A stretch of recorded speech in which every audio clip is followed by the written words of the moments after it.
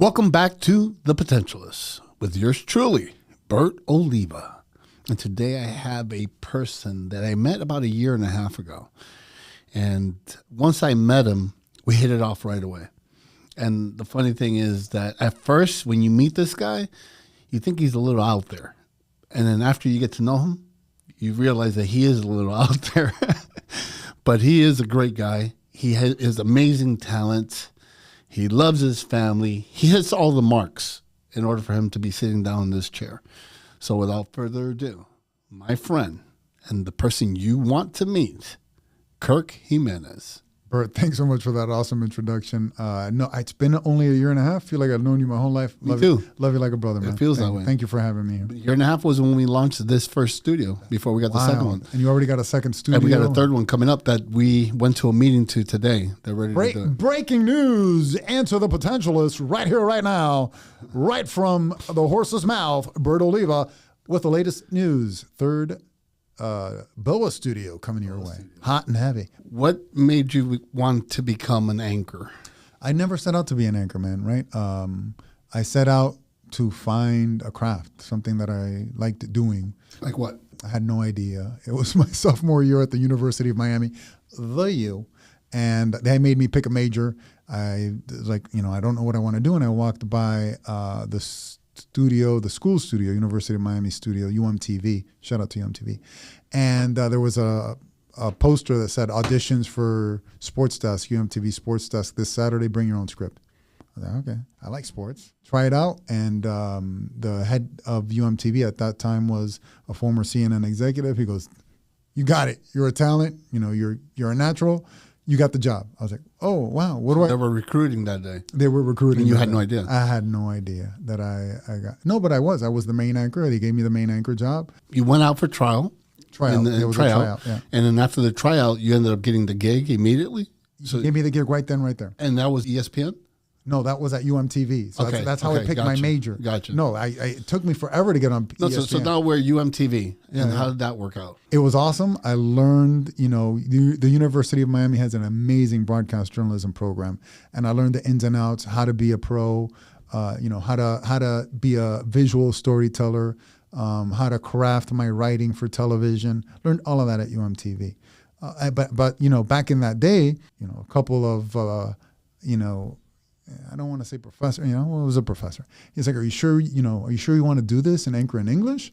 I go, and be a journalist in English? I'm like, why? I said, why don't you stick to your, what you're good at? Like, you're Hispanic. Why don't you work on Telemundo or Univision? I said, why? Isn't my English good enough? With your last name and your accent. It's like, what accent? Like, okay, I have a Miami accent. We all have an accent, but people don't realize it when they live here. Again, this was in 1995, 94, 95. It was a different world, right? People, we were pigeonholed, we were marginalized, we were told to stay in our lane, we were told to stay. Right, but that's what they told you. So what was your response? I didn't listen to them, right? I said, no way in hell. And so I worked on my craft every day. How did you do it? At home, in front of the mirror. And, I would practice every day. Back then, we didn't have, phones. You couldn't record yourself. And so I would literally just sit in front of my mirror, practice my delivery, my facial expressions, because I realized it was a performance, right? You had to perform in front of the camera. And, what everybody was teaching me is that I had to look white, sound white, and be the person that they wanted me to be. And that was the case, right? I sent out 500 resume tapes, was told no everywhere I went. So did that put some doubt in your mind? No, I never doubted. I always knew what I wanted to do. I believed in myself and believed in those who told me that I had the talent, right? I just needed the opportunity. And so I worked overnight shift at WTVJ NBC6 back in the day with Joe Rose. Joe Rose is still on the air. Much love to you, Joe. And, I interned there, worked behind the scenes, worked overnight. And I worked there overnight for 5 years behind the scenes. And a lot of people taught me how to become an even better writer for television.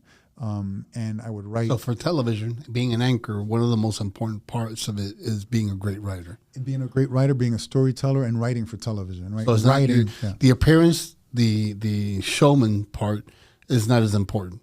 No, it is a showman, but what people don't realize, it all starts with the writing, correct? In order for you to be a smooth anchor and deliver and sound amazing, is you have to write like you talk. and that's all very pre-planned.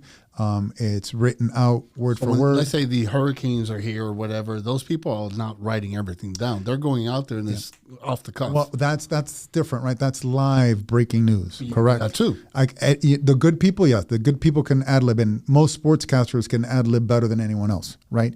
Most, I don't want to say everyone, but some hard news journalists are, there are those who are just talking heads and they stick to the prompter and they couldn't ad lib their way out of a paper bag.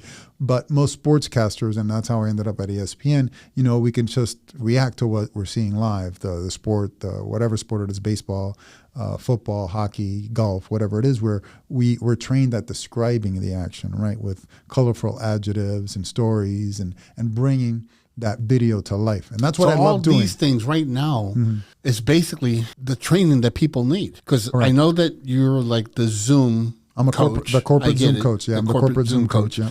But this is maybe something you should look into, because a lot of people want to be in front of a camera. It's the new way of doing business for the most part, right? I just got off the interview with Facebook corporate.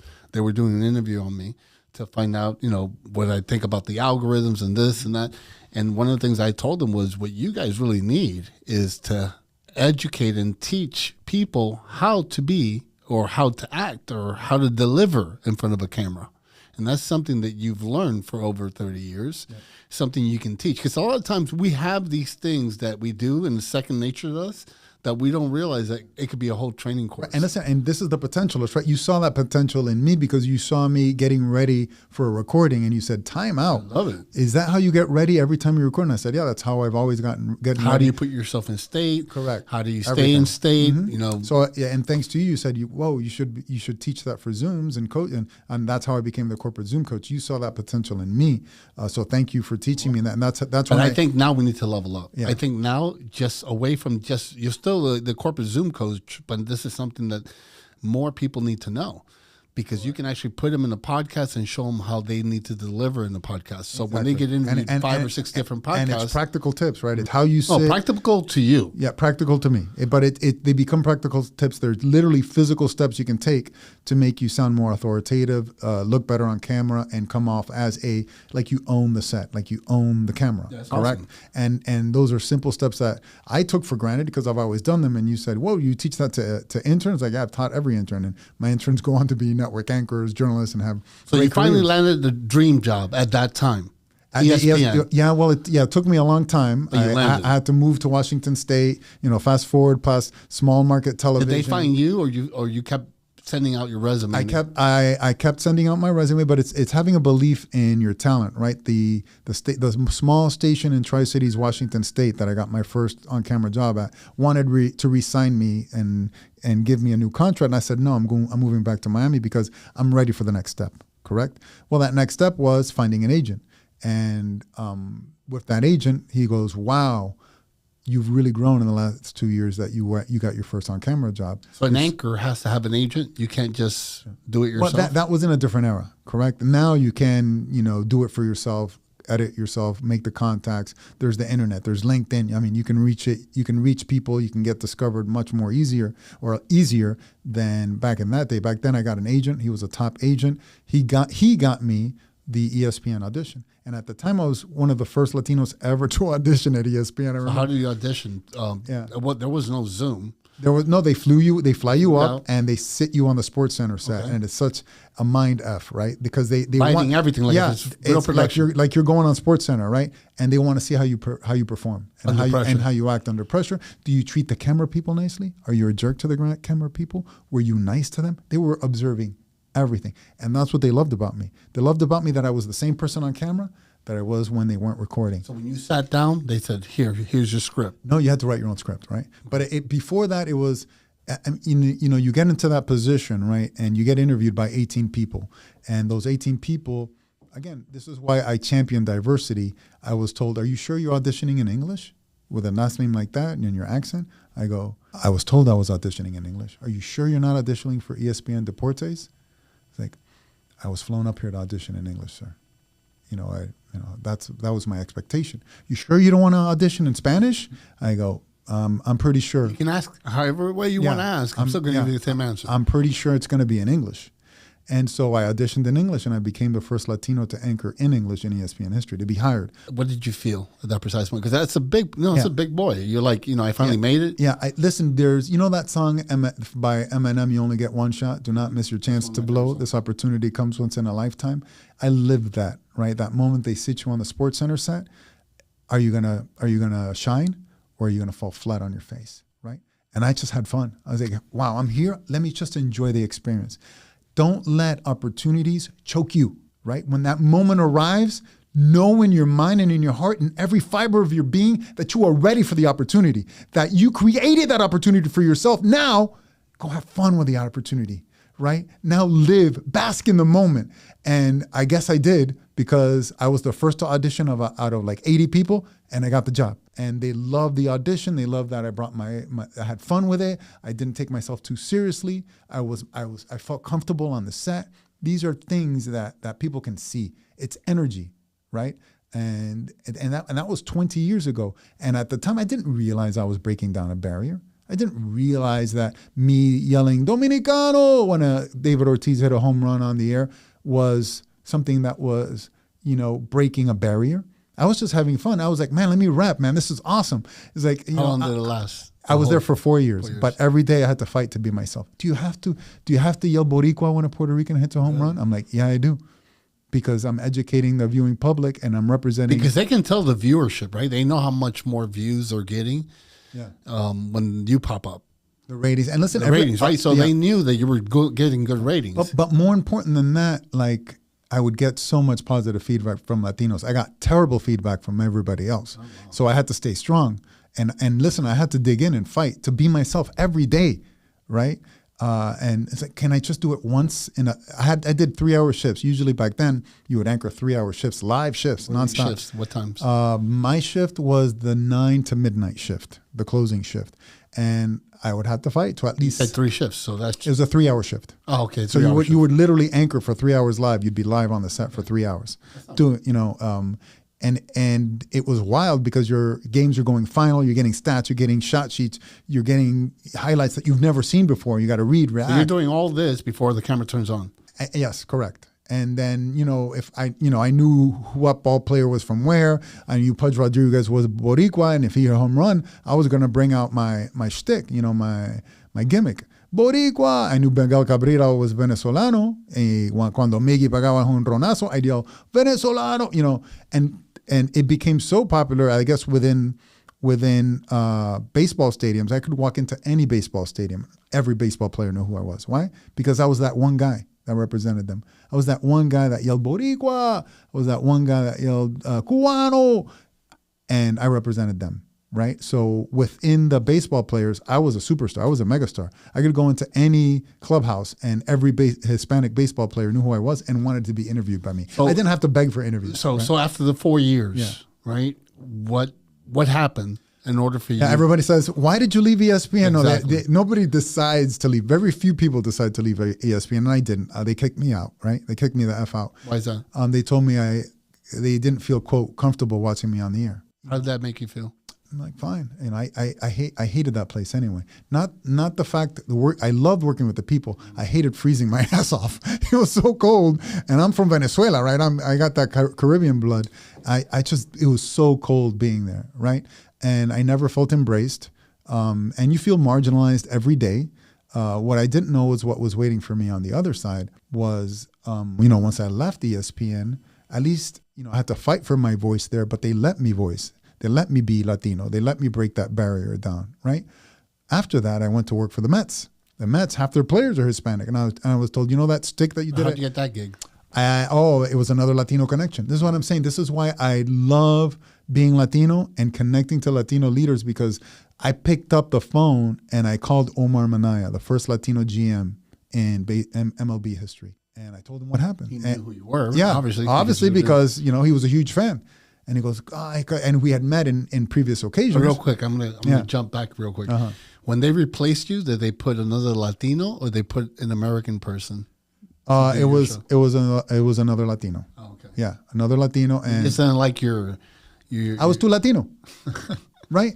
And I've talked openly about this with other fellow anchors who were black, and they were let know that, you know, a little too black. You can, you know, back in that day, not now authenticity is king, right? You have to be authentic. Back then, you had to sound like Whitey. You know, we didn't want to rock the boats. You know, so when I got hired by the Mets and SNY, they told me, yeah, you can't do that Hispanic stuff. You have to say the names normally. You can't roll the R's. Yeah. I'm like, but half your team is Hispanic. You know, what are you talking about? So now back to the Mets. Now you got the gig. Yeah, that's what they told me. The Mets said you can't sound Hispanic. You can't roll your R's. You can't yell so Dominicano. They're restricting you too. Yeah. Even though that they took my Latino voice away, right? I worked there for 8 years. 8 years. 8 years I was at the Mets, and they literally took my Latino voice away. So ESPN, you were being more Latino. Correct. They kind of told you, we don't want this. After my 4-year contract was up, I'm out. Then you go to the other one, and there's more restrictions. Correct. Worse than what ESPN was telling you. Correct. And you still took it. Well, they were paying me a lot of money, man, and you know. Yeah, but you sold yourself for the money. I was still repping, right? Right. I was the only Hispanic sports anchor in New York. And, you know, I was living the dream. I was still living the dream in the biggest city, #1 media market, getting paid more than I was at ESPN, right? Because when you leave ESPN, now you have those 4 letters on your resume. Now you're going to get paid, right? And I did. And I had a lot of fun. So you did it for 8 years. And I was there for 8 years. But all these years later, you look back, you don't realize, you know, the things that happen to you. Or, for instance, I didn't realize I was such a Latino trailblazer until people still recognize me to this day. I'll get tapped on the shoulder at a sports bar. You're Kirk Jimenez. I grew up watching you, man. It was so awesome watching another Latino doing his thing, man. Thank you for repping.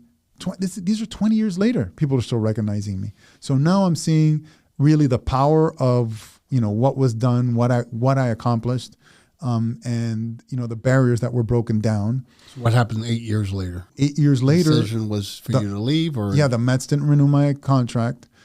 Because I tweeted some dumb stuff on Twitter, and I told my agent, I go, by the way, this is the end of my run here at SNY, my 8-year run. He goes, why? Yeah, and I told him, because I'm Latino and I'm making too much money, and this is going to be their excuse to get rid of me. He goes, no, everyone loves you, man. The people in the studio love you. The producers love you. The tweet was just a fun tweet. It was they knew you as, because you're Kirk. Yeah, I'm what always people don't see the behind the scenes is what you see, that craziness. Correct. Happens behind the scenes. And I was live tweeting games and being ridiculous but they had warned me, don't be so ridiculous on Twitter. But I'm like, you guys. That's what Twitter was for. It was the early stages of Twitter, correct? And I was just really being myself, being an idiot on Twitter, live tweeting stupid stuff, right?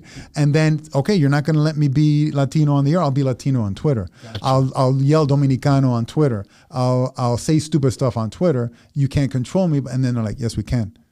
Stop being an idiot on Twitter. And I was warned, and I continued being an idiot. And I was like, because now I realize, man, they had totally taken my voice. Yeah. Correct. And listen, when you don't own your own thing, you have to capitulate. You have to be the good soldier. Yes, sir. And that's when I told my agent, the same agent that got me the ESPN job, who worked at a major firm, and I told him, I'm out. I'm done. Okay, so what did you do then? I went back into insurance adjusting, and in 3 months, climbing roofs, 10 to 12 roofs a day, 13-hour days, just humping it, busting my you-know-what, I made $120,000. And then I was like, okay, forget TV. And I moved to Puerto Rico to work Hurricane Maria as an insurance adjuster for commercial claims, climbing condo buildings. You know, I was like Spider-Man. And I connected with Puerto Ricans, and in Puerto Rico, people still remember, you know, in Puerto Rico, everyone loves baseball. Meanwhile, while this is going on, now you're chasing the money. At the end of the day, that's what you're doing. What about the bug of being an anchor? The bug, it wasn't there. The bug was not there. Because remember, the first time when you got left off from the Mets, correct, depression kicked in. But this one, you chose to leave. You know, the crazy part is I never recovered from that depression. I was in a years-long depression, including in Puerto Rico. But I discovered myself there. How? I rediscovered myself there. You know, I started reading the Bible again. Okay. Started going to Buddhist temples, doing more yoga. Mm-hmm. Had minimal free time. Meanwhile, working as an adjuster. As an adjuster. You know, had minimal free time there. So what was that turning point after you started going to church? The turning point was that I had to accept the circumstances and reset, correct? and realize where I was in my life, what I wanted out of my life. So what did you want? I wanted to be okay. I just wanted What does that mean? Be comfortable. Be comfortable, be able to take care of my family, my mom, my brother, my sister. I was such a financial pillar for them for so long. And then I effed up and I got yanked away and they all suffered for it too. So I wanted to be okay. As an immigrant and, you take care of your family. And I lost the ability to do that. You found yourself, from doing yoga and all this stuff, so you're in a better place. No, I was in a better place, still depressed, right? Because during that process, I get divorced. Oh, no, I'm telling you my whole life story. During that process, I get divorced, moved back to Miami because my run in Puerto Rico was over. Now I'm a divorced guy. Artist, love your artist. She got me back into TV. She called me. She goes, I have this. I'm thinking about hiring you for our lifestyle entertainment show at the CW. And I go, wow, that'd be great. What does it entail? Oh, you'd be the executive producer, writer, main host. Everything. And I go, I'm in. This is like a dream job because this is giving you carte blanche. Yeah. You're going to do the whole thing. And now I'm in charge. While I was there, I started realizing that a lot of our coverage, the only thing black or brown about the show was me, right? We're not interviewing black and brown leaders, business owners. We're not shining the spotlight on them. And so I slowly start changing that. The pandemic hits and that all comes to a halt. And during the pandemic, I realized I stressed out because I was working so hard because I was in charge of a team of 3, including myself. And I get called from the corporation saying, how are you putting together such an amazing show? We have teams of 12 around the nation and other stations that aren't putting a show that are nearly half as good as you. I was like, well, does your host or executive producer have ESPN network experience, New York experience, 20 years experience? Do they have journalistic judgment, styling, editing? Yeah, no, we don't have that. Can you teach that? And I go, wait a moment. No, I'm not going to teach it. It's like, well, what does that mean? Will you give me a pay raise? Is there a change in?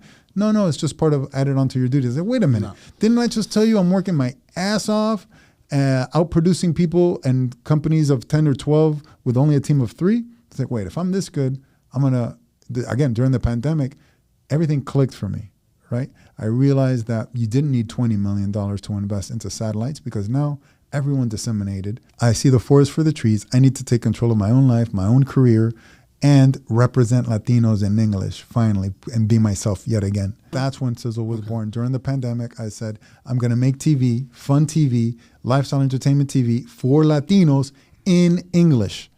I just didn't know what I was going to get myself into as a business owner and an entrepreneur. Had no experience. I can make TV this fast, right? But I took my lumps, had to learn how to be a finance guy, a business guy, an entrepreneur.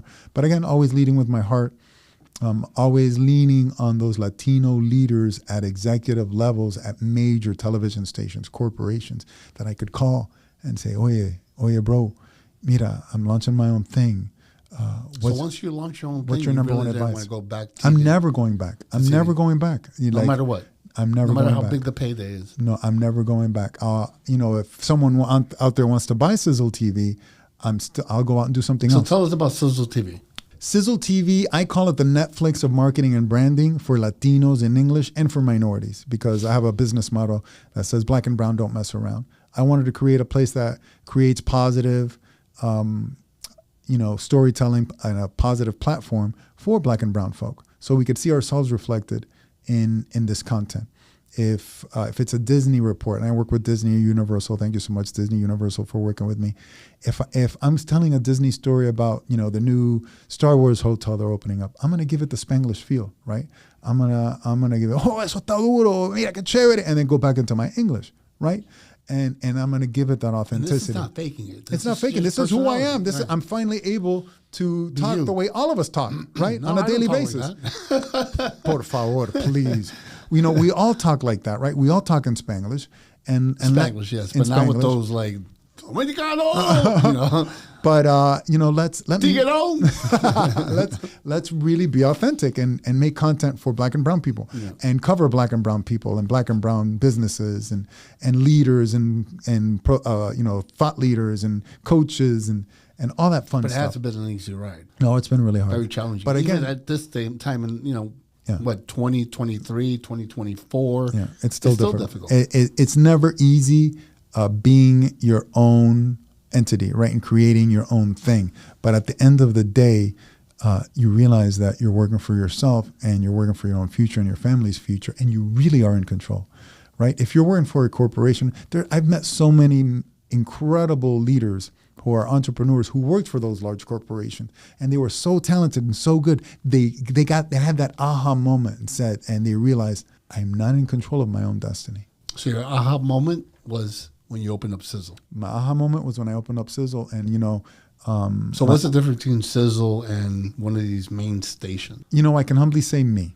I'm the difference between Sizzle and these main stations, and corporations see that because they say, who's going to be, representing us? Who's going to be writing this authentic message? Who's going to be doing the interview? Who's going to be doing the voiceover?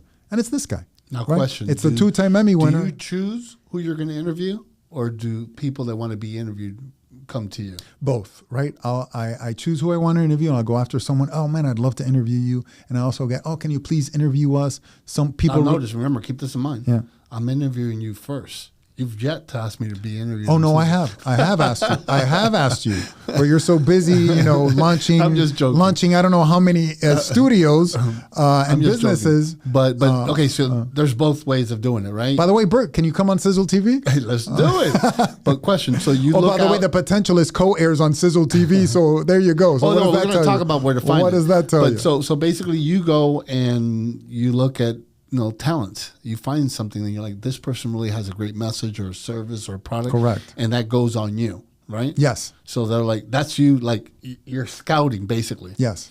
But then there's these other people that, you can't know everyone that finds your Sizzle TV and says, oh my God, I would love to be on that show. They contact you, and there's also an opportunity for them to be on the show, correct? Correct. And after you do your due diligence and see that this is something that your audience might benefit from. Correct. They want to see it. And you know what? It could be a black business. It could be a brown business. It could be a female-owned business. It could be a Jewish-owned business. Can it be a white business? It could be a white business, too, that's doing amazing things and reaching out and helping, for instance, Grant Cardone. Mm-hmm. Right? I had Grant Cardone and I interviewed Elena Cardone. He's not black or brown. He's not black or brown, but he's down. He's down with the mission, and he supports and helps minority children in need, and wants to bridge the knowledge and wealth gap and teach them financial literacy and build a better future for them. And so I love you, Grant Cardone. Love you, Elena. And I love what they do with their 10X Kids book. They give these kids books away, and then they came out with a 10X Chicos book. And I go, I gotta do a story and an interview about the 10X Chicos books. So yeah, if it's everything for me is intentional. Everything has to be serving my mission, and my mission is to what? My mission is to elevate anything black and brown, to elevate my fellow Latinos, to elevate my fellow minorities. Because listen, when you're a trailblazer, when you're one of the first, and you bond with all your fellow minority anchors, and you realize that we're all living the same thing. We're all being marginalized. We're all being put in our corner. We're all being told to sound white. We're all being told not to be ourselves. We're all being told, to put on a facade, yep, so we could be digested and we could be vanilla. No, those days are over. That is history. Right, we're living what it's so exciting to be Latino right now and be a minority, because we can really be authentic, and we don't have to sell to anybody who's not down with our message. It's like, you're not down with the message, fine. Don't watch Sizzle TV. Don't book with me, and move on and find someone who connects to you. But those who realize that this is an authentic message and it's an authentic mission, let's do it. And it's led me to become, a financial facilitator and meet other Latino and black and brown leaders in the finance game and the business game. So question, how long has Sizzle been around? Since we launched in 2021. Okay, so a few years now. Yeah, a few years launched, and we're Sizzle TV is a free lifestyle entertainment smart TV app on Roku, Samsung, and LG. But we just produce content, right, through interviews with me and Sizzle Reel intros to podcast-style interviews, but with production introductions and master marketing messaging. What we do is we create content. That content airs on our app, airs on other people's apps, so it's a digital distribution. It can, if it's say it's an interview with a black business leader, that's going to get picked up by the Griot, a Black smart TV app. It's going to air there. It's going to get thousands of views there. If it's an interview with a Latino telenovela star, right, it's going to get picked up by Viva Live TV and gets thousands of interviews there. But then also you provide another service, like the service that we do with you guys is our content. You approved it, and now we're able to actually have it on Sizzle. Explain how that works. Well, you're a like-minded individual. You're a Latino leader. You provide a very high-end product in the Potentialists, and it's high production value. And you came up to me and he goes, "Hey, Kirk, I'd love to put the Potentialists on Sizzle TV." And I said, we worked out a deal. And I said, "I love it. Let's do it because you're part of the mission. You're part of elevating Latinos, elevating Latinas, elevating minorities, and elevating everyone, black, brown, or white. Doesn't matter what your creed or color is, or your sex, or your sexual preferences, right? And that is your energy, and that is what you do. And I love the Potentialists." And I said, and actually you're the very first show that I closed that deal on that I said, yes, let's distribute Sizzle. Because TV. I want them to know that if they have something they're producing and they're putting it on social media and they're not getting the right people to watch, this is another place that they can actually post it. Obviously, they have to go to the process to make sure that they qualify. Yeah, and it's all about providing access, right? Yeah. Not only value, but access to people. And that's why I built Sizzle TV, because everything is gate kept. Financial information is gate kept. Opportunities for your shows are gate kept. Smart TV distribution is gate kept, because now it's, when I built Sizzle TV, I got in early on the Smart TV game and the Smart TV app game, and I was lucky. Now, good luck, to just build your own app or get your own app, just to put a down payment on it is $70,000, right? So now it's at that point. But I never want to lose sight of those struggles that I went through as an immigrant, after I lost my ESPN and SNY jobs. I want to provide access. I want to provide access to the right people who have the right talent, and give them a platform. Let their movies be shown, let their shows be shown, and have wide digital distribution. And that's why I was telling you, it goes not only on the smart TV apps, our own proprietary smart TV apps on Samsung, Roku, and LG, but it gets distributed across other third-party apps like the Griot, Viva Live TV, Local Now, Binge Networks, Hero Go, and a slew of other smart TV apps. So your content, your show is going to be distributed all over those places. And by the way, it's not streaming live, correct? So it's not like, oh, by the way, you have to tune in at 4 a.m. Right, on you can Tuesday. Watch it when you're ready to watch all of them. Exactly. It's a la carte. It's right when you want it, when you want it. And I'm going to let you in on a deal is I'm currently working on extending our distribution to higher top tier smart TV apps like the Netflix, like Hulu, and Tubi. So I hope to close those deals in 2024. 2024 is the year of huge expansion, not only for Sizzle TV, but for a lot of the Latino owners that I've been connected with who are certified minority business owners. Well, that's another thing I want to bring up. Yeah. Now, we're going to put Sizzle on the side. We now know everything about Sizzle. Sizzle TV. There you go. I see you more like a concierge, like a person that has the right communication skills to put the right people in front of the right people, right? Yeah. Let me explain a little bit more. You're 3 weeks out of the month. Dímelo. 3 weeks out of the month, you're traveling somewhere. You're in a convention. You're doing an event. You're doing the show. So you meet a lot of people. And what I've seen you do in the past year and a half that I know you is like, if someone is looking for this, the owner of this that can actually work, and you put people together. Correct. And some of the things you've been doing is finances, helping people with their finances. Yep. Now we've teamed up and we have a full production studio. So you're putting shows together, not Sizzle shows for them. Yep. And, there's a lot of things going on. Explain how Kirk puts everybody together. You know what it is? As you say that, and I'm a child of Disney and I'm a child of entertainment. I as you were explaining that, I started thinking about the genie in Aladdin, how he says, "You ain't never had a friend like me," right? And I can humbly say, "You ain't never had a friend like me. Have some of column A. Try all of column B. I'm in the mood to help you, dude. You ain't never had a friend like me." But no, seriously, I've quickly become that guy because I lead with energy. And listen, when you're vibrating at a certain frequency and you're filled with a certain energy and you lead with the energy, right? And recently, a black leader in the construction and electrical space and industry. I had a conversation, open and honest, and I have an open, honest conversation about everybody. And that's how I connect with them, right? And he taught me, listen, you have to realize that when you lead, Kirk, and I can see it clearly, when you lead, you don't reach out like this, pay me. You reach out like this. Let's have a relationship. Let's create a bond.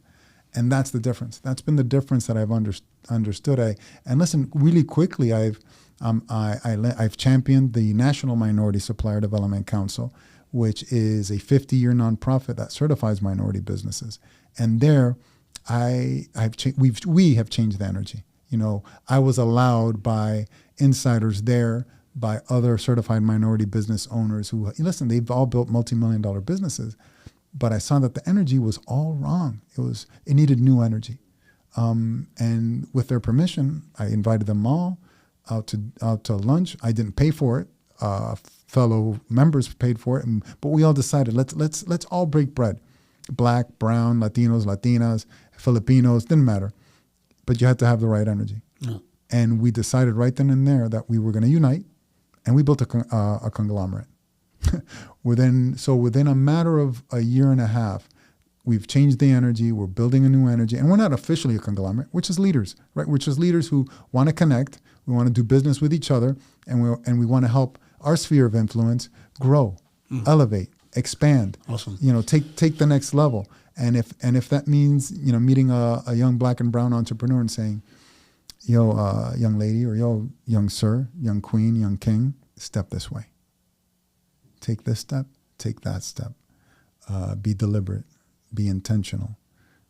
And lead with your mission and your vision, not with your cost of services. Lead with your value, right? If you lead with your value, you're leading like this. You're not leading like this, correct? How can I help you? So you have this whole thing of hand signals that you're working on? Well, no, because it's like you either pay me or shake my hand and become a friend and a colleague. Or you just call me over. Ven para acá. Oye. You're doing a lot. You've done a lot. And you mentioned that, you were depressed and kind of down for quite some time. How do you stay motivated? How do you stay on game? I mean, in the end of the day, life is life, right? Yeah. I had a issue at the end of the year, which rolled over to the beginning of the year. Nobody sees it. You post one image or whatever, but everyone goes through tough times. So what does Kirk do now to stay focused and stay motivated? It helps when you find your mission, right? And you're connected to that mission. And because you're not working a job. Sizzle TV isn't a job for me. Being a marketing expert isn't a job for me. I really care about my clients. I really care about their brands. I care about their black and brown brands. I care about their authentic messaging. And then I also care about, bridging the knowledge and wealth gap. I was lucky enough to meet a huge financial mentor in Elias Moline of Brickell Capital Finance. He's on the board of the Better Business Bureau. He does business lines of credit nationwide. You're still pitching. We're going to talk about that. But my thing is, how do you stay motivated? It's meeting people like that who expand your mission.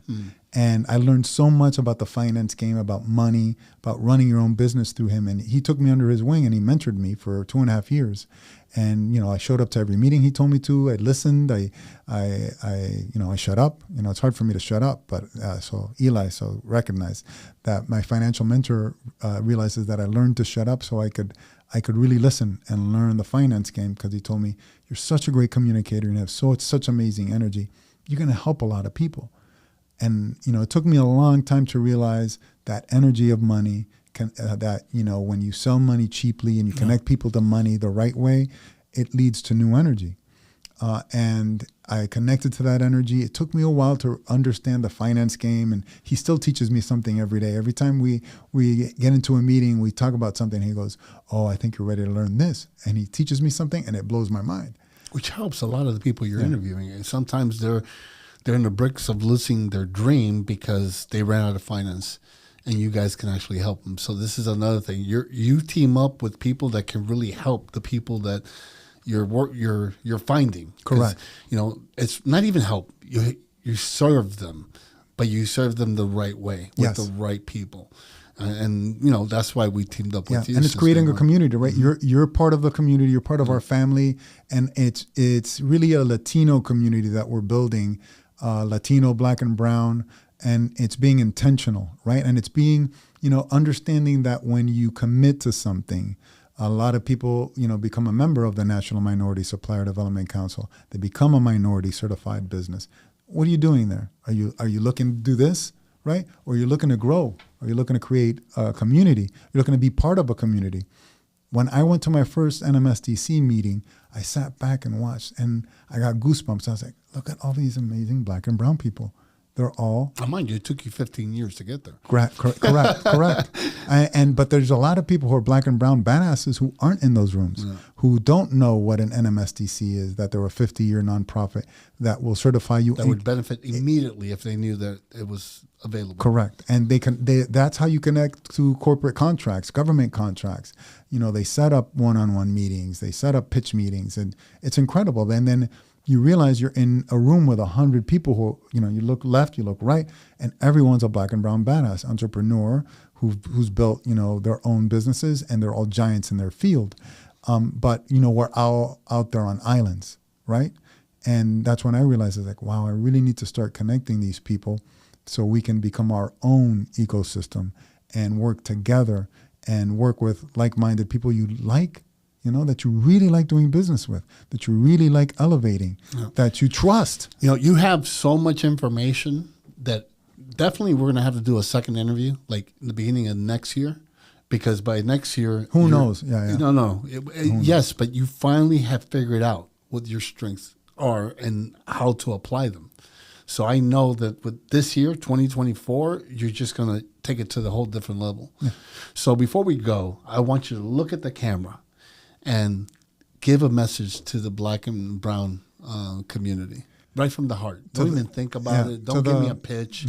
Give me heart. To the Black and brown community, business community, if you're an entrepreneur, if you're a Black or brown entrepreneur, you got into your business for a reason, right? Double down on that mission. Double down on that reason, and let go of the negative mindset. Let go of the hustle. The hustle is real. Stop that mindset. The success is real, right? En la lucha for Latinos. No, para la lucha y empieza el éxito. Start succeeding. Really double down, and it all starts in your energy and your mindset.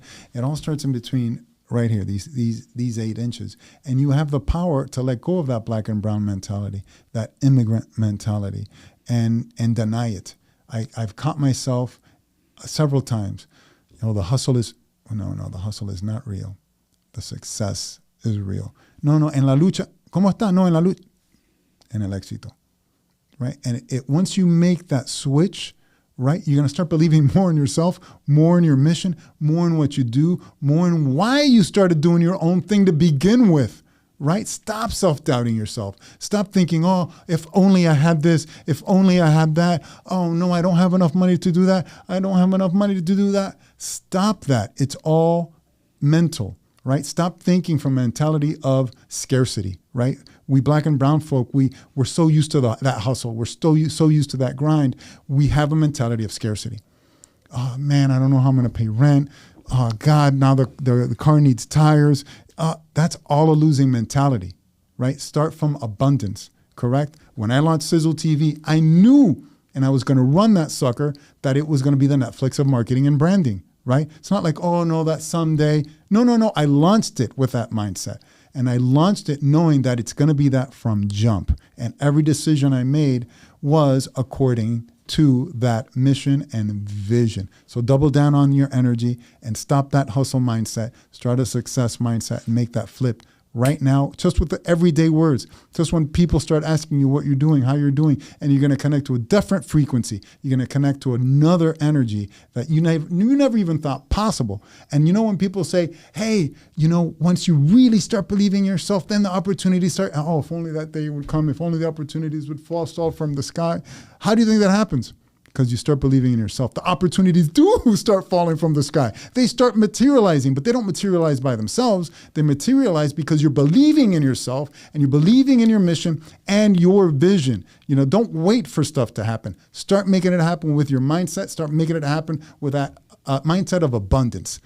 Stop me, because I No, I can see that. I can see that. I've lived it, You're bro. by I've lived far it. the person that has taken that one message and made it a seminar. But that, now you know who to hire for a motivational speaker.